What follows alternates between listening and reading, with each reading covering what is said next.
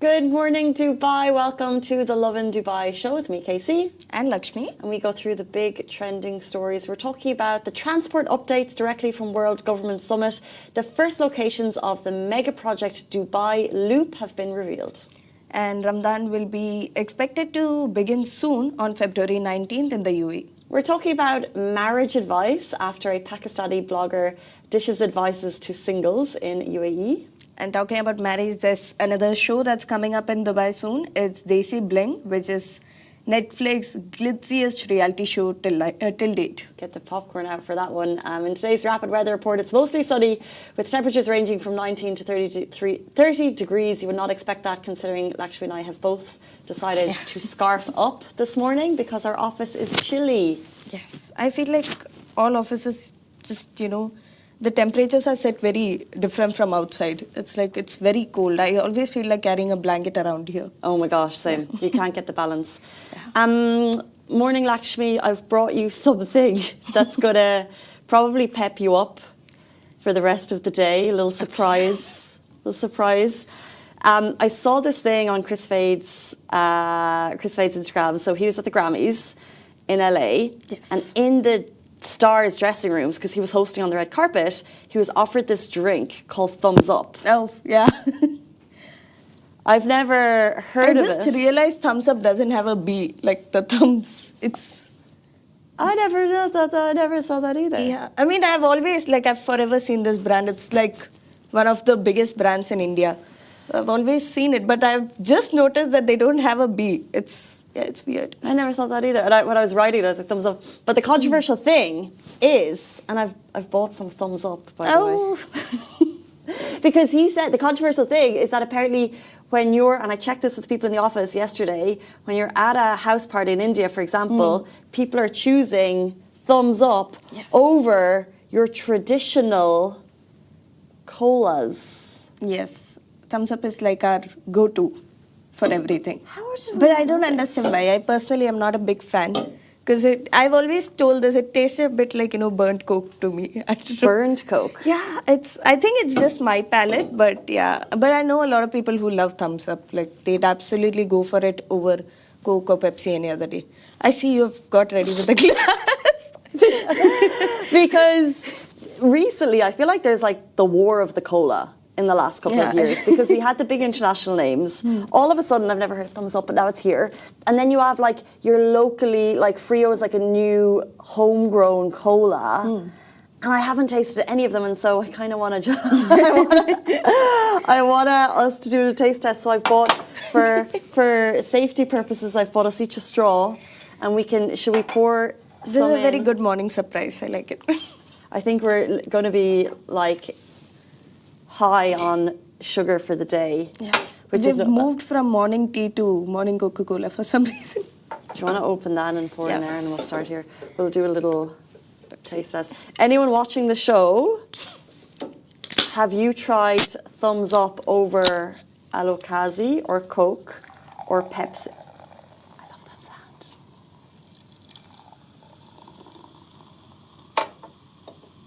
You know, I have amazing memories of one of my friend's dads every summer. He'd walk around the house like super casual, and he was a big fan of cola, and so he would open it and you've got to have it like super cold. And when you would pour it, and you'd hear.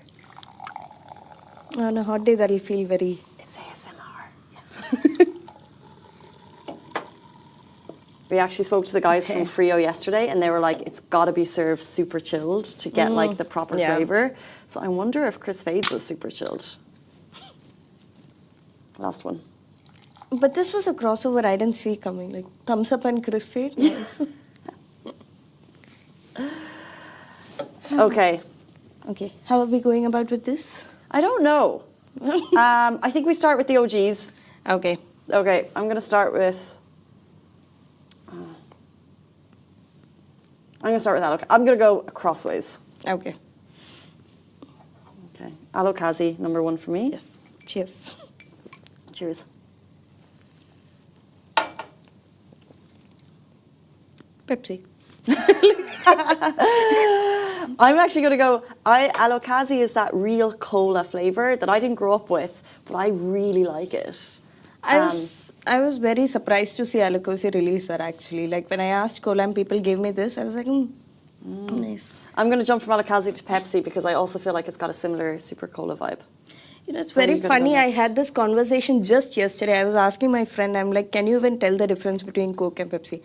And they looked very scandalized. They were like, of course you can, what do you mean you can't?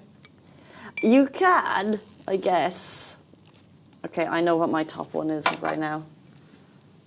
Thumbs Up. I'm still not a fan. I'm still not a fan. Yeah. How would you describe that? I really don't know. It's like Coke that's kind of trying hard. I don't know. But it tastes all right. I just don't understand why people love it so much. Like Thumbs Up has such a huge following base, but I also like it's a really good advertising also, I'd say. Like their ads are on a whole different level. They've got like Shah Rukh Khan jumping off a cliff. They've got this person going off a truck and all those kind of stuff. They've got the money. Yes. Speaking of having the money.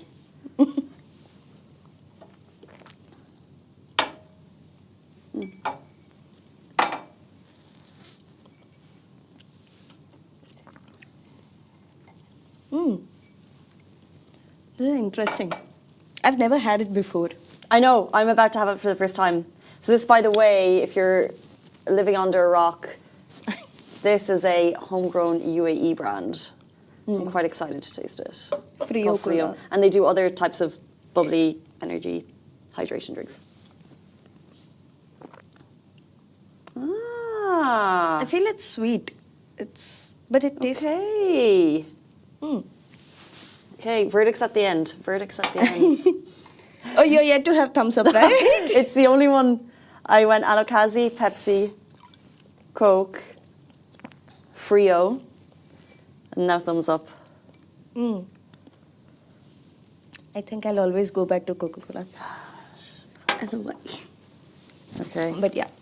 I would, Are you done? Thumbs Up, please. Oh, okay. So it's just because I've seen your reaction. It looks like Coke. Yeah, no, don't go by my reaction. Smells like Coke. Okay, it's just a drink. Yeah. I don't know. Did you like it though? Like, I mean, it feels off, no? Like somewhere something's off. it's fine. But people are saying it's like a kick. One of the top comments on Chris Fade's post was like, you have to have it with biryani, so maybe that's where I'm missing out. Oh, that'll be the next one now. I think we'll be getting in biryani. It's perfectly fine. I'll keep verdicts until the end. Okay. Should we rate our top two each? We can do that, yes. I would personally go for Coke first. And then I like Frios. It was very interesting. Yeah. Like, I've never had something like that before, so I liked it. It felt like something, like cola that we make it at home kind of cola. It felt very nice. I'm going to go back to it. I see what you mean. Like an artisan Coke. Yeah. Yeah. I'll try and be quick on this. Growing up with options, I always was a Pepsi. I always liked the cola of it. But then when you would go to stores, I'd always look for like not the cheaper, but the less branded, because they always had more of a cola. So I thought today I was going to go Alokazi as my number one. That's how I felt going in. Thumbs up didn't do it for me. I felt like it's missing a little bit of a punch. I'm going to put Frio number one, Alokazi number two. Yes, nice. So we've got Frio as both of our choices regardless. Yeah. I just was a little bit let down by the others today, but say Lovin. Thumbs up, yeah? See, I gave you a Pepsi one. is like a close three. Pepsi is pretty strong. Yeah. Pepsi But is good. Pepsi, I feel like everywhere I see it, I'd recognize it and like I'd go to it. Yeah. Branding, all good for branding. But yeah, I actually found Frio very interesting. Yeah, flavor profile. I've never had it before, so probably that, but it was really nice. Cola reinvented. Cool. We got some answers here. Someone's saying thumbs up. Have you tried Alokazi and Frio? I have it in my fridge right now. Got it at Gulf Food 2026. Let's see. Mountain Dew. Can't do a Mountain Dew. No. I don't like Mountain Dew. Even that, I don't understand the hype. No. But yeah. Can't go near a Mountain Dew. Not for me. Not for me. Okay, so our energy is ready to kick off the show because I didn't have my coffee, but I've had 5 gulps of cola. Speaking of energy, high energy, keeping up with Dubai and innovation is nigh on impossible, but we do our best, and it nicely leads us in to the top story of the day. So the first locations of Dubai Loop Megaproject has been revealed, and Dubai's futuristic underground transport system just got one step closer to becoming a reality. So if you remember, the Dubai Loop was first announced at the World Government Summit back in 2025. It is a high-speed underground transport system designed to move people quickly across the city's busiest areas. A few months later, in October, officials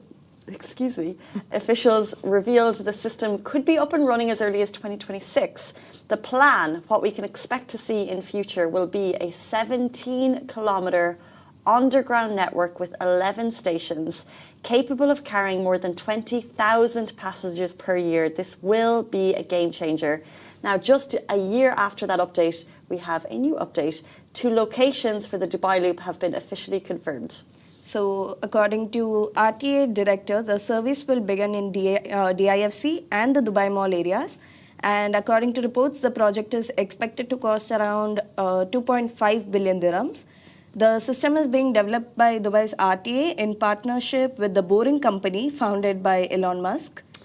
Unlike traditional transport systems, passengers will be able to travel directly to their destination without stopping at every station along the way. The tunnel will be built using advanced boring technology, allowing faster construction at a lower cost than traditional tunneling methods. RTA has also said that the project will have minimal impact on existing road structures, so while significantly also improving transport efficiency across the city. So this is a major step as people have had growing concerns regarding some of the buzzing locations in the region. And with a growing population, traffic is also an ongoing challenge, which the RTA are continuously addressing. The Dubai Loop aims to take thousands of cars off the roads every day by offering fast, reliable, waterproof alternative. It's all part of Dubai's longer-term vision for smarter, more sustainable transport. And if this goes as planned, which we all are very sure it would, Dubai could soon be one of the first cities in the world to bring this cutting-edge transit concept to life. So much from the World Government Summit, and in terms of transport in Dubai, it was interesting to see Sultan Al Qasimi, who is a member of the Sharjah royal family. He put up a post recently saying the traffic from downtown Dubai to Sharjah is becoming unsustainable, but we do know there's so many projects happening on the sidelines. So as well as the Dubai Loop, we also saw the announcement of glideways, and you'll see a post up on Lovin Dubai on that very shortly. It's a system that will revolutionise urban mobility, so small self-driving vehicles on narrow dedicated tracks to avoid impacting traffic, and they can also support transport of 10,000 passengers per hour in each direction. And so these will facilitate the metro. They'll be linking metros, they'll be linking bus stops and metros, so will help people get to where they want to get faster. Oh, that's nice. I feel like Dubai's always been doing, things to, make life easier for everyone. Like the minute we've had, concerns regarding traffic or people, we keep getting updates about traffic every now and then. and they keep bringing in projects like this every now and then. So there was when the tram came out, I remember I was like super excited. I was just like, oh, yay, tram. Whenever I hear the bell, even now I get excited. So when I saw the Glideways update as well, I was like, wow, another one new thing, nice. Yeah. It's really nice. And it sounds like this will be a major addition to getting you from point A to point B. Yeah. And the main goal of all of this is to take the cars off the roads. Let's jump into the next story of the day. Ramadan is expected to begin on February 19th. Now, this is according to UAE Astronomy Centre, who have predicted the beginning of Ramadan 2026 to be February 19th. Moon sightings will take place on Tuesday, February 17th, and the Emirates Astronomical Society said that if the new crescent moon is visible that evening, Ramadan will be beginning on Wednesday, February 18th. So if the moon is not sighted though, the holy month will start on Thursday, February 19th. Ibrahim Al-Jarwan, chairman of the Society's board of directors, added that Ramadan is likely to last 29 days, with Eid al-Fitr expected to fall on Friday, March 20th. Ramadan Kareem, we're nearly there. As we draw closer to the holy month, it's really interesting because we've been sharing multiple posts about Hajj al-Layla recently. Yes. And so that is kind of when the Ramadan traditions begin in the UAE. So we've seen gorgeous videos of kids in traditional clothes going to houses of neighbours reciting poems, and that's when I think and they're also being welcomed with sweets and nuts and things, and that's when the beginning of moving into the holy month starts. Yeah. And as we get closer, it's worth just, if you've been here a number of years, how it has been celebrated in the city is always the same. It's an amazing part of the culture, whether you are a Muslim or non-Muslim. But some things to note, that generally malls stay open a bit later, and all supermarkets and grocery stores will be open as usual. And then for etiquette for non-Muslims, so you're not required to fast during Ramadan. However, you can enjoy the spiritual and social atmosphere that fills the country during the month. And the city really comes alive after sunset. So it's a quieter day, and then in the evening after sunset, the city just comes alive across. Yeah. I've always liked seeing Ramadan days. It's like there are days when I've fasted along with them, and then I've got my friends who call me over for iftar. So it's like I get very excited because I've been fasting throughout the day. I'm like, yes, food, please. And then I go there. It's really nice to be a part of the culture and, take part in something different. Like for us, we didn't really observe Ramadan as such. So for me, when I came to Dubai is when I started observing Ramadan and seeing how they practice their culture and religion. Very same. Yeah, true. And I haven't fasted a lot, but I tried to make it an annual thing that on our company iftar I'd fast that day. And it's so tough. It's really tough. Yeah. This year, watch out for dining. You will be able to find dining options open in malls, and there will be designated food courts, the usual. Some restaurants may adjust their closing hours, but it's not a law. They're not required to, and everything will be open fully after iftar. And then you can just, there's so many iftar and sahur experiences across the city. And, if you're invited to someone's home, how great. We discussed yesterday on the show what to bring if you're going to someone's home. And and I would have done a massive faux pas because I told Sandra if I was invited to her house, I would have brought like a diffuser. And she was like, no. She was like, I wouldn't judge you, but she was like, my mom would judge you. I was like, but fair enough. I would personally just take along a dish, so that we can all just eat together. But that's the right one. Yeah? Yeah, you've nailed it. I, however, did not. Speaking of nailing it, marriage advice from a Pakistani blogger. She's given it to singles. What did she say, Lakshmi? So the UAE-based blogger Mehreen Faye has been making waves online after sharing her honest take on marriage. Starting with one powerful line, she says, marriage is either going to make you or break you for life. And here's why she said that. You can see her advice next to me. Her advice is all about knowing your rights, understanding your value, and having the conversations most people avoid before saying yes. to the commitment of your life. So she speaks about everything from finances to kids. Maureen says boundaries and expectations need to be discussed clearly, and that includes the big non-negotiables, such as whether you'll be living with your in-laws, biggie, or separately post-marriage. She also talks about children and upbringing, how many you want, how the responsibilities will be shared, especially when both parents are working, and actually even when they are not, how the duties would be shared across. Very important conversations to have. And when it comes to money, she said, keep it real. This isn't the 18th century, and you absolutely should be discussing finances with your partner openly. She even points out that it's sunnah to get commitments in writing before getting committed. So if you want to really talk about finances, get it down on paper. Another one major point also that she highlighted about is observing your partner's behavior, especially how someone reacts when they're angry. So she highlighted this very importantly. She was saying that abuse and violence are a hard no. So if someone raises their hand, that's your cue to leave, and get that idea that you can fix someone out of your mind, because it's your life. It's not a character redevelopment project. Right, so she discusses everything from jobs and spending habits to marriage expenses. And she's saying, ask the uncomfortable questions now, so if you don't have to live with the uncomfortable realities later. I think she got a lot of support for this. And she's so right. Like, I think it's so important that she was very on point with this. You're able to have these conversations, because you will be having them later. Yeah. So why not put them off? But sometimes I guess you just don't think to do it. Yeah, I don't know how people miss it out though. Like, this is not something you should be missing out on.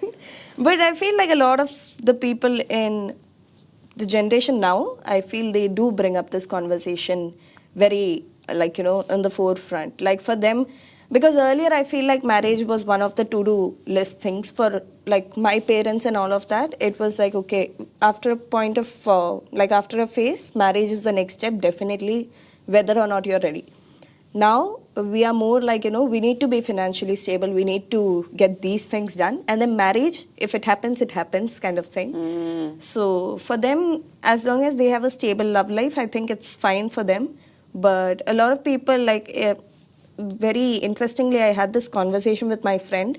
So she's been dating this guy for I think 5 years. And now they're thinking about marriage, and she started asking these hypothetical questions to him. Like, what if this happens to our child? Yes. What if this happens? What if that happens? And for others it might seem weird, but these are important things. Like, you need to know how the other person is going to react if you're going to live with them. So I feel like we are having a lot of these important conversations now, and it's a good sign. It's easy to get kind of caught up in the wedding and the celebration and the families getting involved. When I was originally told there's 3 things you have to discuss: religion, number of kids, and especially living here, where you want to live in future. But if I had gotten married in the Catholic Church, which I didn't, there's a big roll of questions. They actually encourage you to go through all of these questions with your partner in advance, which I think is really strong. So it can come from religion, but also I think it can come from just common sense.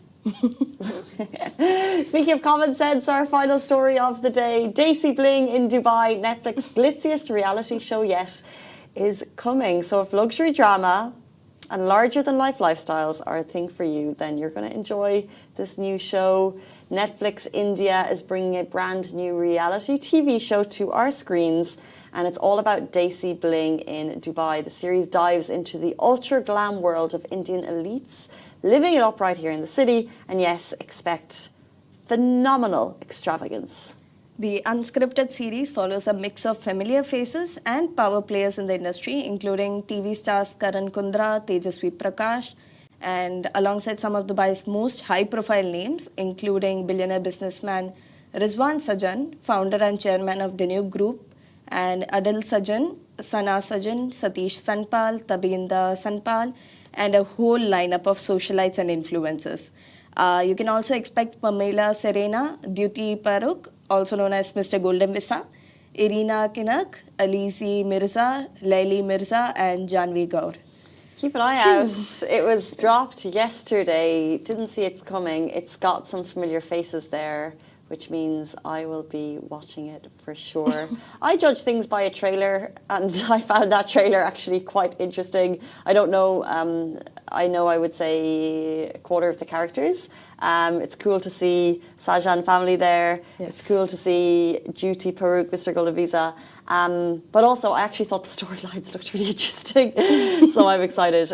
I think you have to either, this type of TV, you love it or you hate it. Like when we say unscripted, it's a reality show. It's made for our entertainment. It's made for us to dissect and judge and enjoy and get into the visuals and love the outfits. But if you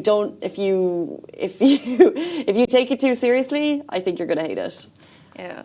I love how you started, by the way, speaking of common sense. Here's the show that's coming up. But yeah, I think, I've actually come past that phase where I think reality TV is unscripted for some reason. Like, I feel like it works on a script, I feel. But I genuinely like it when few things are unscripted. Like, I want to see, it's just a kind of thing where, like, I'm like, okay, I want to see how you live your life. Like, what do you do? What exactly? Like, how are you getting all this money? What are you doing? Yeah. So, this will be interesting on those lines. Tell us that. Yes. Tell us that, Netflix India. How does everyone get all of their money? Yeah, so I'll be looking out for this one as well.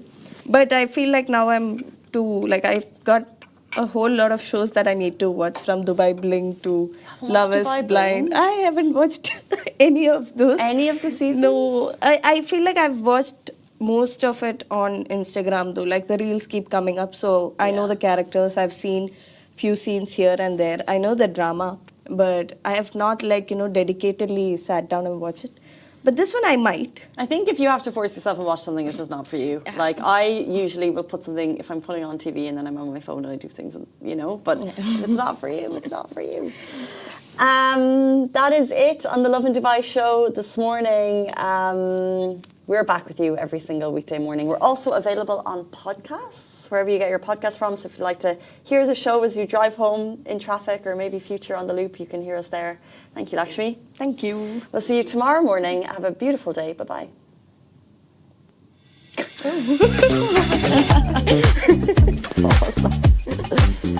I could hear Chris Fade. So when Chris Fade was talking, I could hear him. When he's on the LED.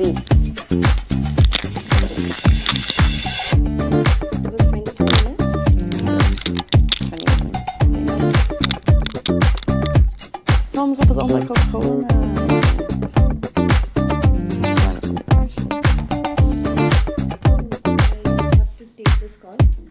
Go ahead. I'll do the thing solo.